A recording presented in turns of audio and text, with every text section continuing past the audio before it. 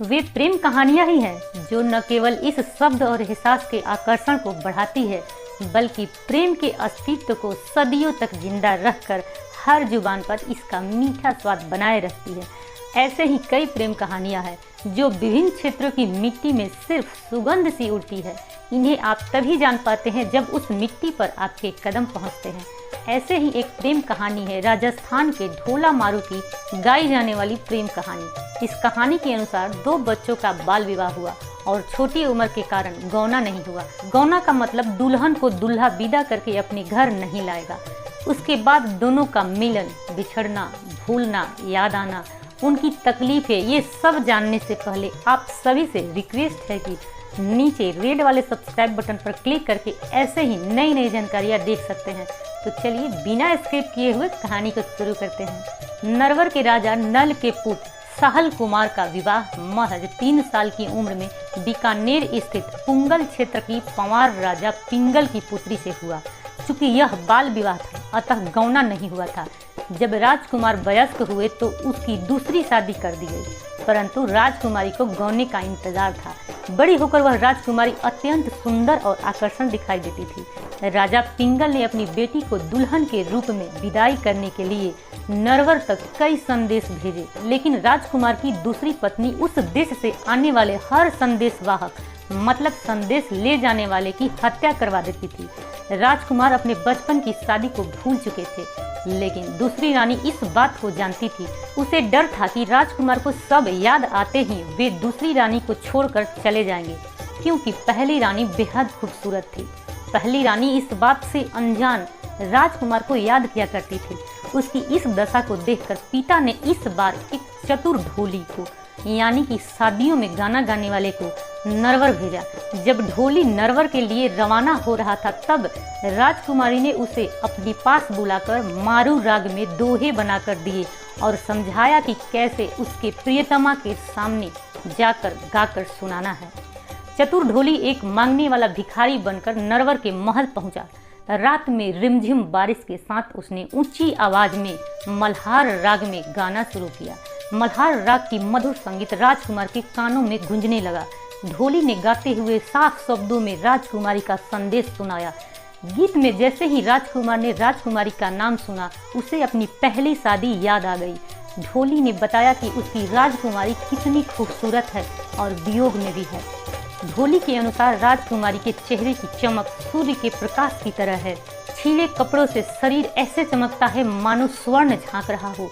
हाथी जैसी चाल, हीरे जैसी दांत, मूंग सरीखे होठ, बहुत से गुणों वाली, क्षमाशील, नम्र और कोमल है। गंगा के पानी जैसी गोरी, उसका मन और तन श्रेष्ठ है, लेकिन उसका साजन तो जैसे उसे भूल ही गया है और लेने नहीं आता। सुबह राजकुमार ने उसे बुलाकर पूछा तो उसने राजकुमारी का पूरा संदेश सुनाया। आखिर सलह कुमार ने अपनी पहली पत्नी को लाने का निश्चय कर लिया, पर उसकी दूसरी पत्नी मालवाड़ी ने उसे रोक लिया। उसने कई बहाने बनाए पर मालवाड़ी हर बात उसे किसी न किसी तरह रोक देती थी। आखिरकार एक दिन राजकुमार एक बहुत तेज चलने वाले ऊंट पर सवार होकर अपनी प्रियतमा को लेने के लिए पुंगल पहुंच गया।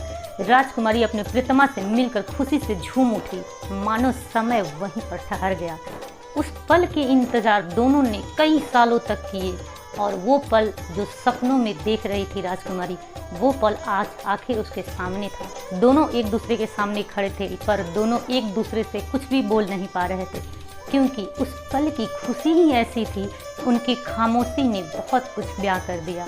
दोनों ने पुंगल में कई दिन बिताए। एक दिन जब दोनों ने नरवर जाने के लिए राजा पिंगल से विदा ली, तब जाते समय रास्ते के रेगिस्तान में राजकुमारी को सांप ने काट लिया। कहा जाता है कि प्रेम की मूरत शिव पार्वती ने आकर उनको जीवन दान दे दिया, लेकिन इसके बाद उनका सामना उमरा सुमरा से हुआ, जो सहल कुमार को मारकर राजकुमारी को हासिल करना चाहता था। वह उसके रास्ते में जाजिम बिछाकर महफिल जमाकर बैठ गया। राजकुमार सहल कुमार अपनी खूबसूरत पत्नी को लेकर जब उधर से गुजरा तो उमर ने उससे खुशामद की और उसे रोक लिया। राजकुमार ने राजकुमारी को ऊंट पर बैठे रहने दिया और खुद उमर के साथ बैठ गया। इधर ढोली गा रहा था और राजकुमार को उमर अफीम पिला रहा था। मारू के देश से आया हुआ ढोली बहुत चतुर था। उसे उमर सुमरा के षड्यंत्र का ज्ञान आभास हो गया था। ढोली ने चुपके से उस षड्यंत्र के बारे में राजकुमारी को बता दिया। राजकुमारी भी रेगिस्तान की बेटी थी। उसने ऊंट को एड़ी मारी, जिससे ऊंट भागने लगा।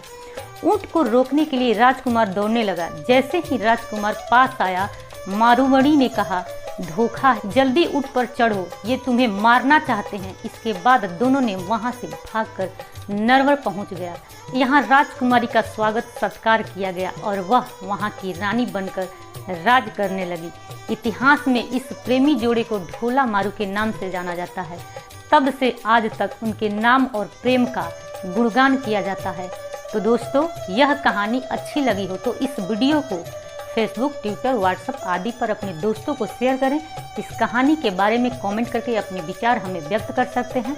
तो ऐसे ही जानकारी के लिए जुड़े रहें हमारे साथ, और यदि आप इस चैनल पर नए हैं तो सब्सक्राइब जरूर कर लें।